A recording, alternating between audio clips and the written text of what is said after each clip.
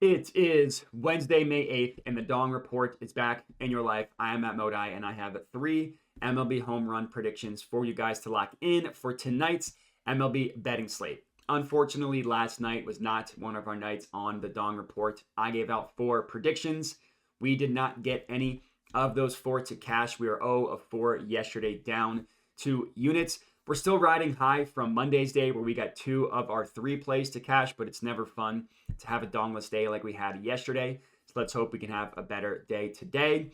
On the entire season, it admittedly has not been a great year to start on the Dong Report, but there are signs that we are coming out of it. So since April 21st, which I understand is a pretty arbitrary date to start tracking it from, but if you will allow me to do so, since April 21st, we are up about 5.5 units. Since that date on the entire season, we are down about 12.5. So I'm not just going to not include the entire season because that counts just as much, but it does at least seem like we're getting on the right track and getting some of these home runs to cash. So yesterday was not one of those days. Monday was.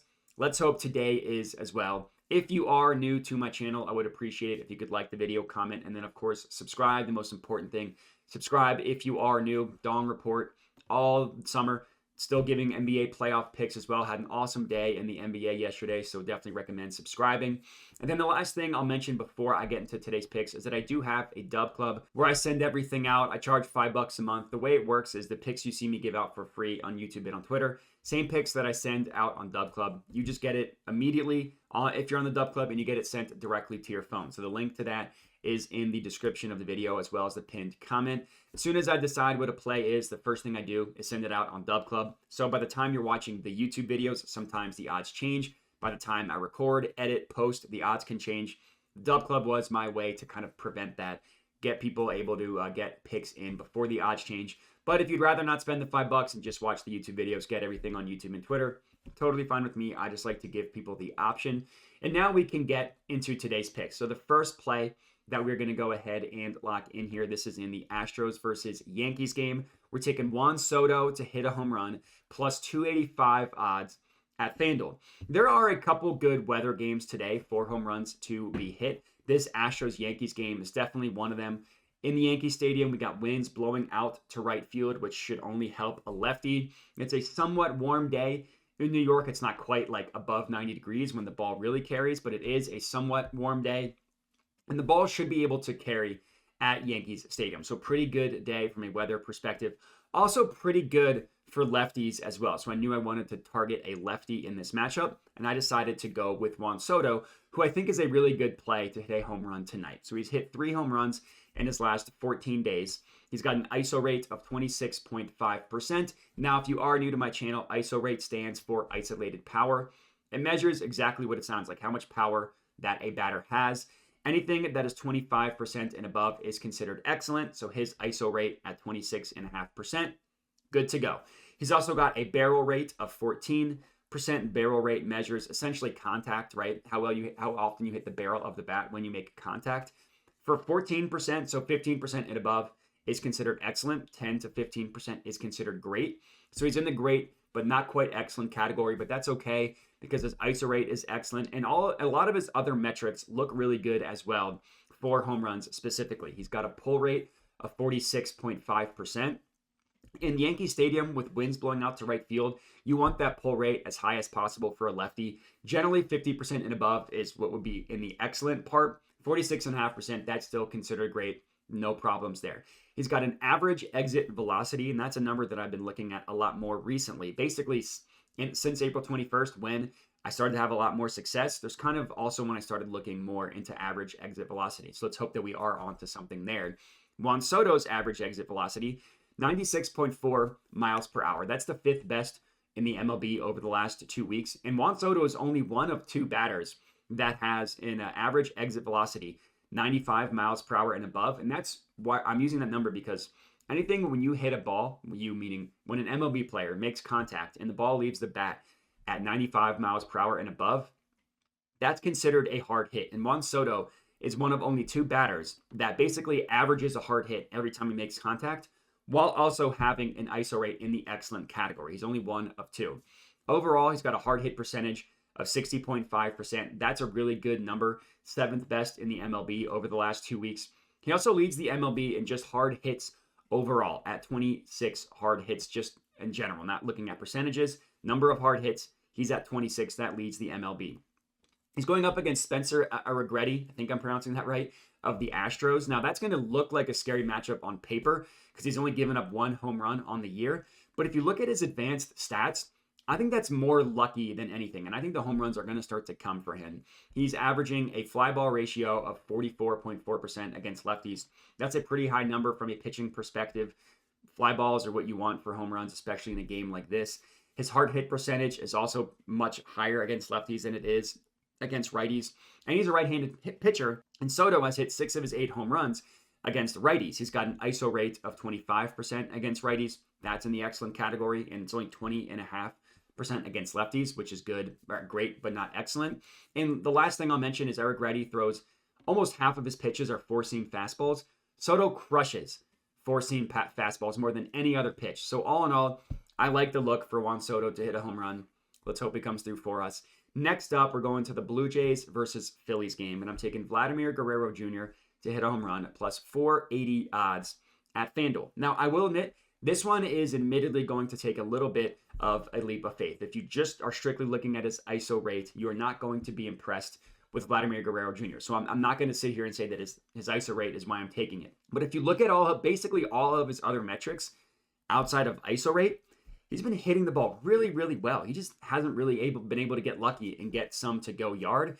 But I think that there are signs that that's going to change. And he did just hit a home run on Sunday. Then he had Monday off. He didn't hit one yesterday, but hopefully hitting one on Sunday 2 games ago, that he is showing signs of coming out of it, and then he's going to start going on a home run hot streak. As I mentioned, his ISO rate is a little bit low, which makes sense when you see he's only got 1 home run in the last 14 days. But the home run he hit on Sunday, that was his first home run in like 3.5 weeks. So it had been a pretty long time, and he was able to get one to mash. Overall, and as I mentioned, his other metrics do look pretty good. Over the last 2 weeks, in that stretch, he's, again, only hit 1 home run. But in the last 2 weeks, he's got a average exit velocity of 96.6 miles per hour. That's the 3rd best in the entire MLB.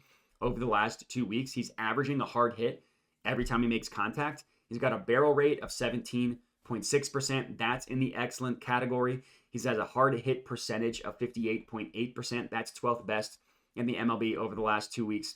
And he's going up against Aaron Nola of the Phillies, who's a good pitcher, a decent pitcher. He has the name value of an ace, and he's not quite an ace. He's definitely not as good as Zach Wheeler on the Phillies. But the one weakness of Aaron Nola, his biggest weakness last year when he had a disappointing season, is giving up the long ball. He'll go stretches where he pitches really, really well. Then he'll give up back-to-back home runs, something like that. That's kind of what Aaron Nola has been like last year and then to start the year this year.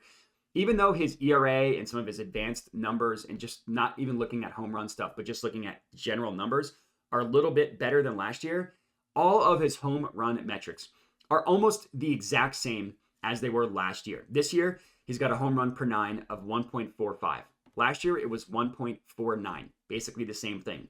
His home run to fly ball ratio, the exact same number it was last year at 15.6%. His barrel rate allowed, the exact same number it was last year at 8.3%, which is kind of crazy, but that's what the numbers are telling me. His launch angle, his average exit velocity allowed, those are all higher than they were last year. Now, I will admit he has been a little bit worse against lefties than he is against righties, but he's still got bad numbers overall. And the weather at Yankee Stadium, that's good for home runs. Basically the same thing at Phillies Stadium as well. Heavy winds blowing out of the ballpark, a mildly hot day, should be a good day for carry. So I think that despite the low ISO rate, there are reasons to back Vladimir Guerrero Jr. And at plus 480 odds, I think it's worth doing so. That's our second pick. Last up, third and final pick of the video, Tigers versus Guardians. I'm taking Riley Greene once again to hit a home run at plus 525 odds at Bet Rivers. So I went with Riley Greene yesterday. He did not get a home run to come through for us, but we're still getting an awesome price at plus 525. And all of his advanced numbers are still incredible over the last 2 weeks. So I'm comfortable rocking with him again. And I know, yes, he didn't hit a home run yesterday. He still had 3 hard hits. And yesterday alone, he had an average exit velocity of 97 miles per hour. He averaged a hard hit yesterday, just could not quite get one to go yard. I think that changes today. He was still hitting the ball hard. And looking at his numbers, Riley Greene's just phenomenal for home runs. He's hit 4 in the last 2 weeks. He's got an ISO rate of 29.2%. Excellent. Barrel rate of 17.6%. That's excellent. Then if we go even deeper, he's got an average exit velocity of 94.4 miles per hour. That's not quite averaging a hard hit every single time he makes contact, but that is close. And it also is the 13th best in the MLB over the last 2 weeks. Riley Greene is also better against right-handed pitchers than he is against lefties. Yesterday, he went up against a lefty, had a bunch of hard hits.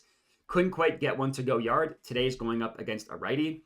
I think he will be able to. On the entire season, he's got an ISO rate of 28% against right-handed pitching. That's in the excellent category. If you look at the last 2 weeks, all 4 of his home runs have come against right-handed pitching. His ISO rate specifically against righties over the last 2 weeks is 36.1%.